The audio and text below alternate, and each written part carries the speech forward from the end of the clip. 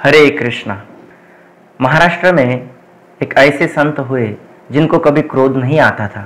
उनका नाम था संत एकनाथ महाराज। उनको शांति ब्रह्म भी कहा जाता था।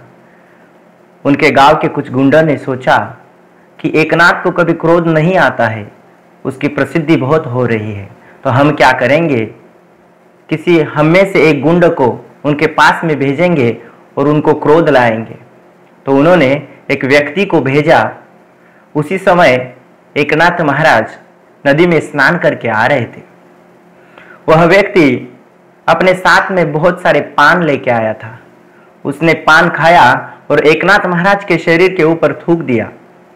एकनाथ महाराज बहुत ही शांति से वापस नदी में गए, नदी में स्नान करके आ गए। फिर एक बार वह व्यक्ति उनके शरीर पर थूका। एक बार, दो बार, तीन बार, चार बार, पांच बार, इतना ही नहीं, वो 100 बार थूका।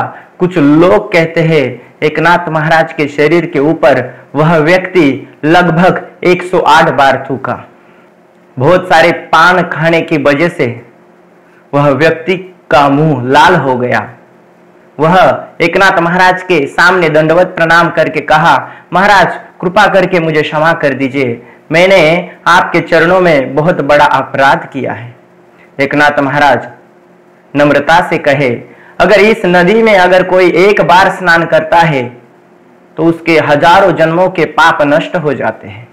आपकी वजह से मैंने इस नदी में इतने बार स्नान किया है, तो धन्यवाद तो मुझे आपको देना चाहिए। और एक बार गुंडों ने दूसरे व्यक्ति को भेजा। उसी समय एकनाथ महाराज भगवान विट्ठल की पूजा कर रहे थे। वह व्यक्ति अपनी चप्पल पहन के भगवान के सामने चला गया। एकनाथ महाराज जी ने उसको आरती भी दिया और बहुत ही शांति से कहे, मेरा पूरा जीवन बर्बाद हो गया, क्योंकि भगवान का दर्शन करने के लिए आप चप्पल उतारना भी भूल गए। ऐसा सुंदर भाव मेरे हृदय में कब प्रकट हो जाएगा। कृपया आप हमारे घर में आए हैं तो मेरे साथ बैठिए, कुछ प्रसाद पाइए। वह व्यक्ति और एकनाथ महाराज बैठे हैं। वह व्यक्ति सोच रहा था क्रोध एकनाथ महाराज को आना चाहिए था, बल्कि अभी मुझे आ रहा है। मैं क्या करूं कि एकनाथ महाराज को क्रोध आएगा। उसने अपने मन में सोचा, अगर मैं एकनाथ महाराज की पत्नी को कुछ करूंगा तो जरूर एकनाथ महाराज को क्रोध आएगा। उसी समय एकनाथ महाराज की पत्नी उनको प्रसाद परोस रही थी, तो वह व्यक्ति एकनाथ महाराज के पत्नी के पीठ के ऊपर जाके बैठ गया। गीता में भगवान कहते हैं, यो माम पश्यन्ति सर्वत्र सर्वचमयि पश्यन्ति तस्याहम न प्रणश्यामि सचमे न प्रणश्यति। जो सब कुछ मुझ में देखता है और सब में मुझको देखता है, वह मुझसे कभी दूर नहीं जाता और मैं भी उससे कभी दूर नहीं जाता। उस व्यक्ति में एकनाथ महाराज ने भगवान विट्ठल को देखा और अपने पत्नी से कहते हैं, देखो साक्षात भगवान विट्ठल तुम्हारे पीठ के ऊपर बैठा है। जब तक विट्ठल की इच्छा है तुम हिलना नहीं। उनकी पत्नी कही, जब तक भगवान विट्ठल की इच्छा है मेरे पीठ के ऊपर बैठने की, मैं भी बिल्कुल हिलूंगी नहीं। उस व्यक्ति के आंखों से आंसू आए।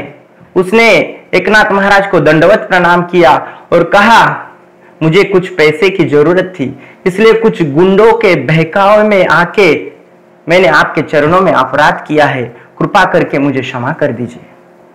उसी समय एकनाथ महाराज जी ने उसको जितने पैसे चाहिए थे, जितने पैसे की जरूरत थी, उसको पैसे भी दिए और कहा कि कुमार्ग से वापिस आके फिर भक्ति मार्ग में जुड़ना इस संसार में बहुत ही दुर्लभ है और तुमने अभी भक्ति का मार्ग चुन लिया है, इसलिए मैं भगवान विट्ठल को प्रार्थना करता हूं कि वह तुम्हारा मार्गदर्शन करे।